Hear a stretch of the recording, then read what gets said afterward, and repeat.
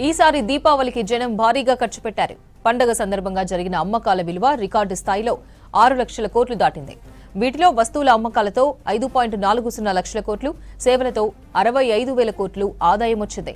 ఇటీవల జీఎస్టీ తగ్గింపు, బలమైన వినియోగదారుల సెంటిమెంట్తో వ్యాపారం పెరిగినట్లు Confederation of All India Traders తెలిపింది. ఈ సంస్థ దేశవ్యాప్తంగా రాష్ట్ర రాజధానులలో టైర్ 2, టైర్ 3 నగరాల్లో సర్వే నిర్వహించింది. దీని ప్రకారం గతేడాది దీపావళి అమ్మకాల విలువ 4.25 లక్షల కోట్ల రూపాయలు. ఈ ఏడాది బిజినెస్ భారీగా పెరిగింది. మొత్తం వ్యాపారంలో 85% వాటా నాన్ కార్పొరేట్, సంప్రదాయ మార్కెట్లు, రిటైల్ మార్కెట్ల నుంచే వచ్చింది. రిటైల్ స్టోర్లు, చిన్న వ్యాపార సంస్థల్లో భారీగా వ్యాపారం జరిగింది. ప్యాకేజింగ్, ఆతిథ్యం, క్యాబ్ సేవలు, ప్రయాణం, ఈవెంట్ మేనేజ్మెంట్, టెంట్ డెకరేషన్, మాన్ఫ్యూర్, డెలివరీ వంటి రంగాల్లో 65,000 కోట్ల వరకు వ్యాపారం జరిగింది. నిత్యావసరాలు, చెప్పులు, దుస్తులు, స్వీట్లు, ఇంటి అలంకరణ, కన్స్యూమర్ డ్యూరబుల్స్ పై జీఎస్టీ రేట్లు తగ్గించడంతో అమ్మకాలు పెరిగాయని 72% మంది వ్యాపారులు చెప్పారు.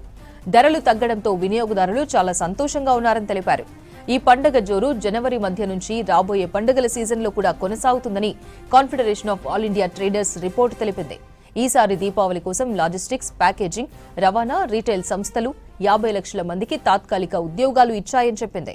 మొత్తం వ్యాపారంలో గ్రామీణ, సెమీ అర్బన్ ప్రాంతాల వాటా 28% వరకు ఉందన్నారు అధికారులు.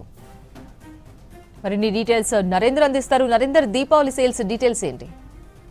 అపర్ణ, మనకు చూడొచ్చు ప్రతి సంవత్సరం కూడా దీపావళి అయినా దసరా అయినా మన ఇండియన్స్కి, ముఖ్యంగా సౌత్ రాష్ట్రాల వరకైతే కొద్ది మేర సెంటిమెంట్ అనేది ఉంటుంది. ఏదైనా కొత్త వస్తువులు కొన్నా, భూములైనా సరే, కార్లైనా, ఏదైనా సరే, ఇల్లు కొన్నా కూడా దసరాకి కొనాలి, లేదంటే దివాళీకి కొనాలని చెప్పి చాలామంది సెంటిమెంట్గా ఫీల్ అవుతుంటారు. ఆ సందర్భంగానే ఈసారి దివాళీ సేల్స్ అయితే దాదాపు గత ఏడాదితో పోల్చుకుంటే 25% పెరిగింది. ఈ ఏడాది జరిగిన దీపావళి ఓవరాల్గా దేశవ్యాప్తంగా జరిగిన మార్కెట్ చూసుకుంటే 6.5 లక్షల కోట్ల వ్యాపారం జరిగింది. అది లాజిస్టిక్స్ కావచ్చు, ఎలక్ట్రానిక్స్ కావచ్చు, ఆటోమొబైల్ అండ్ వివిధ రకాల అమ్మకాలు జరిగిన మొత్తం ఓవరాల్ జరిగిన బిజినెస్ ఇది. అయితే ఇందులో ముఖ్యంగా చూసుకున్నట్టయితే గోల్డ్ రేట్స్ మనం దీపావళి సందర్భంగా దంతెరాస్కి కూడా చాలా ఈ 2-3 రోజుల పాటు ఎక్కువ వరకు అయితే గోల్డ్ కొనాలి అనేది చాలామందికి సెంటిమెంట్ ఉంటుంది.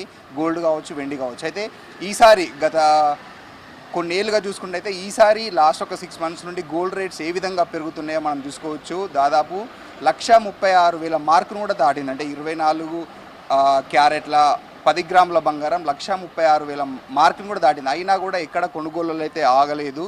దాదాపుగా ఒక గోల్డ్ మార్కెటే ఓవరాల్గా దేశవ్యాప్తంగా 1,35,000 కోట్ల మార్కెట్ జరిగింది. ఇది గత ఏడాదితో పోల్చుకుంటే ఈ 2 రోజులు అంటే దంతెరాసి, దివాళీ సందర్భంగా దాదాపు 86,000 కోట్ల గోల్డ్ మార్కెట్ అయితే జరిగిందని చెప్పేసి ఇటు గోల్డ్ వ్యాపారస్తులు అయితే ప్రకటిస్తున్నారు. దీంతో పాటుగా ఫైర్ క్రాకర్స్ అంటే దివాళీ రోజు ఎక్కువ మంది క్రాకర్స్ కాలుస్తుంటారు సెలబ్రేషన్స్లో భాగంగా.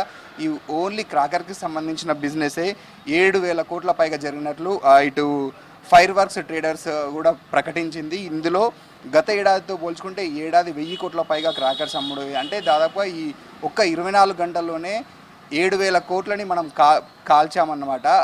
ఇది ఒకటి చూసుకోవచ్చు. దీనిలో ఇది కాకుండా మేజర్గా ఆటోమోటివ్ అంటే దసరా, దివాళీకి ఎక్కువ మంది కార్లు, కొత్త వెహికల్స్, బైక్స్ అయినా కార్లు అయినా కొంటుంటారు. ఈ కార్ల వ్యాపారం కూడా దాదాపు 8,000 కోట్ల జరిగినట్లు అంచనా వేస్తున్నారు.